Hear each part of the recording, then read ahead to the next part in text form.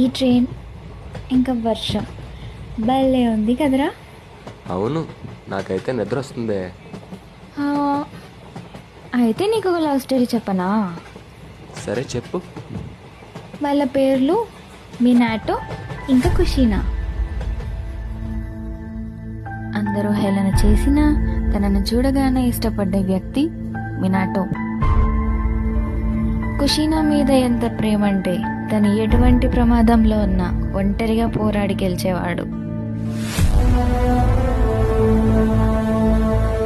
కానీ ఒక mask man వల్ల తన కొడుకు కోసం ఒక్కసారిగా తమ ఇద్దరి ప్రాణాలను త్యాగం చేసిన గొప్ప తల్లిదండ్రులు వాళ్ళు.